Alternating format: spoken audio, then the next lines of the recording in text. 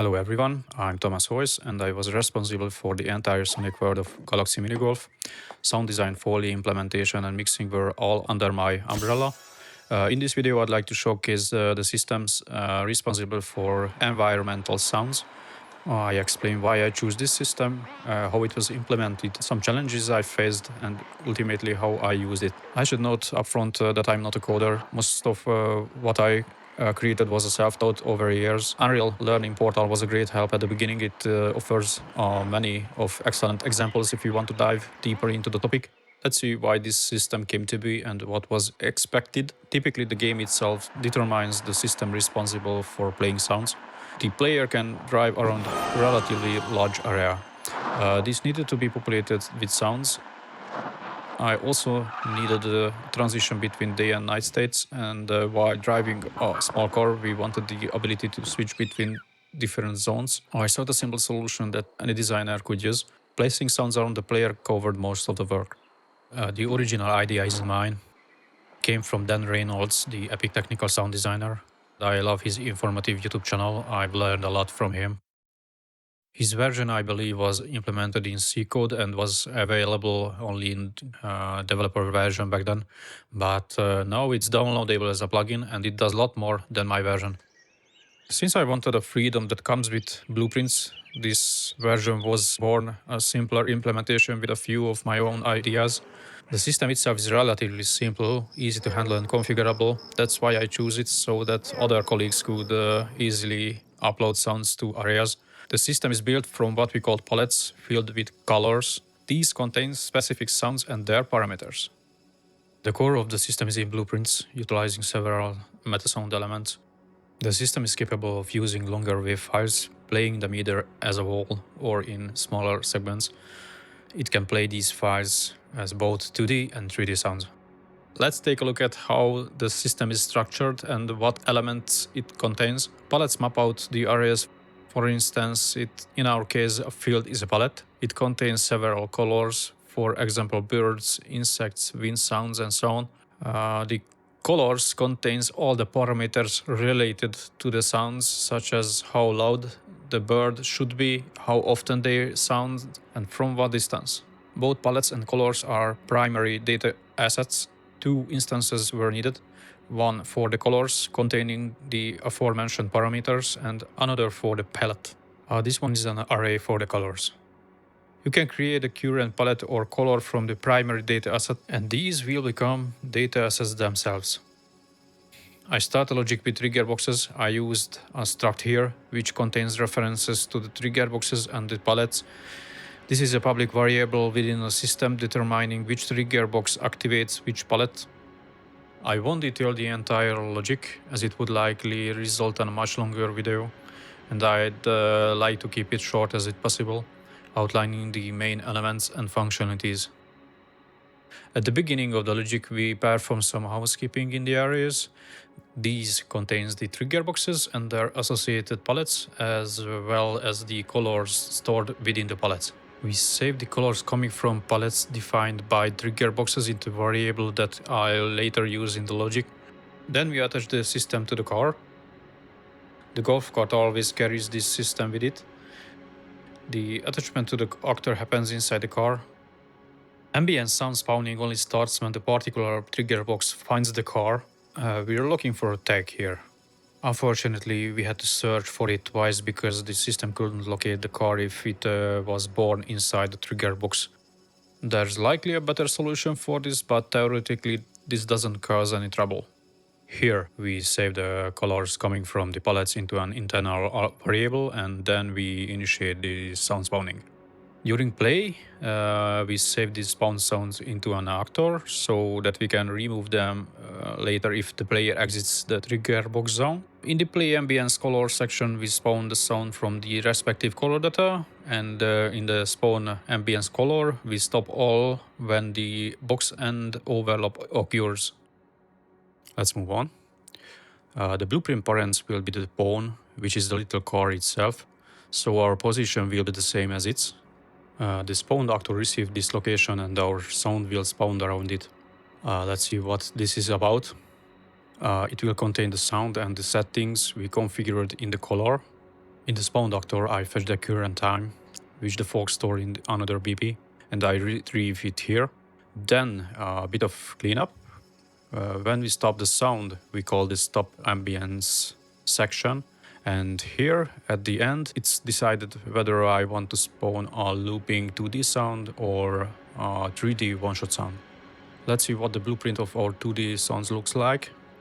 Here we can set the volume, randomize them if desired. Additionally, we can randomize the starting point of the sound here. Lastly, we can decide whether to fade or not. I usually apply minimum fading in the metasound patches, so it's never instant. Lastly, I set the metasound time variable. This tells it which sounds associated with the time of the day to play. The next section handles the logic for the 3D sounds surrounding the player. It's a repeating cycle with some randomization, settings the minimum and the maximum time interval specified in the color. The circle can be interrupted when player leaving the specific zone, trigger box. The name stop all can be misleading. It's only for stopping to the 2D sounds. We can fade out or halt the section saved in this playing sounds variable. This section is triggered when the player exits the zone initiated in the main ambient system. Here we can randomize and spawn sounds based on the minimum and maximum values specified in the color. The number of active sounds greatly depends on how frequently and for how long we spawn these sounds. The next step involves setting the time. It was necessary to switch time or day while driving the car. To ensure that the active 2D ambience could be changed at any time, I set this in the tick. The final section deals with the sound setting themselves. This is where we adjust things like volume, duration, pitch, and fade. Setting up the sound begins when the blueprint is constructed. Here, the data coming from the color is assigned to local variables. We perform similar action with other attributes. Initially, at the start of the blueprint, we set the duration of the sound, determined by the lifetime function. We trigger a timer, essentially functioning as a delay in our case. After this, we begin setting up the sound itself. Towards the end, I adjust a few parameters found in the metasounds, such as current time, sound duration, and volume in case the fade-in is inactive. There might be an issue if the fade-in duration exceeds the sound duration, so the designer needs to be attentive to this. When our time ends, I automatically fade out the sound, sending the signal that sound has stopped and proceeded to destroy it. Let me showcase the meta sound, where I play one-shot sounds around the player and also set the current time. I found meta sound super exciting. It's like blueprint for sounds. Let's look at the patch, which contains all the basic function I currently need and more. I created a preset from this, which just needs sounds to be uploaded and ready to go. The preset can fade, manage sound length, day and night transition, and volume randomization. Additionally, it can slice long sound and play them back randomly. The sound source includes another meta patch responsible for random seeking of the sound. Additionally, it can slice long sounds and play them back randomly. We can load a longer sound into the array and further randomize the start point to ensure even more variation in the played sound, avoiding hearing fatigue. Currently, during driving, there is only a quick day and night transition, but this could change later. The system is expandable here. We could have more time periods. For instance, in the early morning, we might trigger fewer bird sounds, yet still hear nighttime chirping, and so on. Alright, let's create a palette and a few basic colors to understand what this is all about.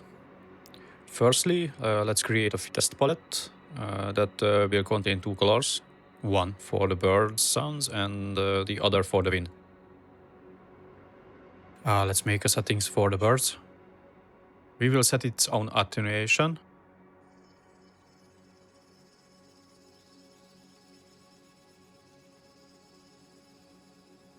We don't want to randomize the start point here. For the sake of simplicity, let's use the meta patch that's already been prepared.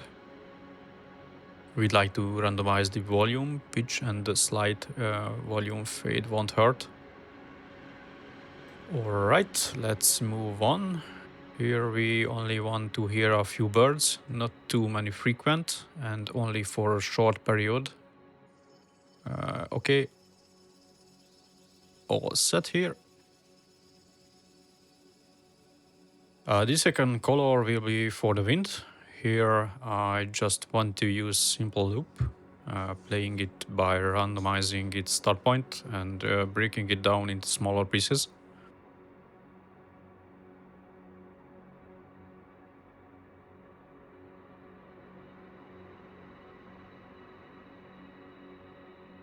Once this is done, we just need to set up the palette and we good to go for testing.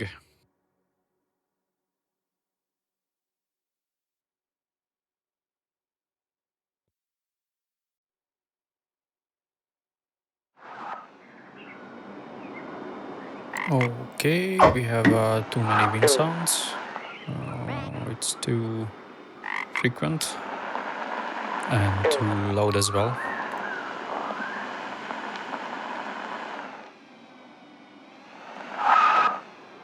I know this is a windy day. Adding a few more sounds bring this area to life. I love it when the environment is rich in ambient sounds. They surround you, tell a story, and convey the atmosphere of the place. As the gamer, this is as crucial to me as the visual world or the gameplay mechanics. I spent hours in the Red Dead Redemption 2 just wandering the wilderness. I didn't do anything else, just observe the environment. The ambience they recreated there is simply brilliant.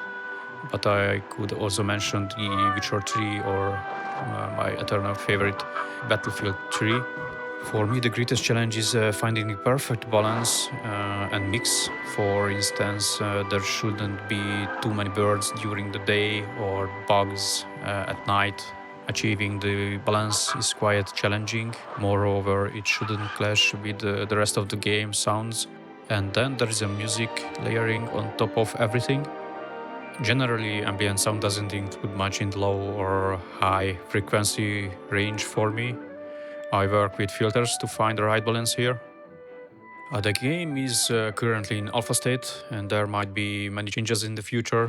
Needs could arise all across aspects of the game. In this small system, its manageability is a significant advantage since anyone can populate it with content, leaving little room for errors. Because it's in blueprint, it is adaptably can be added to any time to meet specific needs. There might have been many other aspects to consider, like more time periods, density of nearby objects, for instance, more birds near more trees, and so on. However, this system covers our current needs. A professional coder could likely have come up with a better solution, but at the time of the project was developed, we didn't have a technical sound designer, and to the best of my ability, I wanted to contribute to the development. In the future, I aim to develop a more complex system that takes into account various parameters from the environment, such as weather condition, object density, size, distance, and so on. For me, planning and implementing sounds playback is as important as any other aspect of the game. Thank you for joining me. See you in the next episode.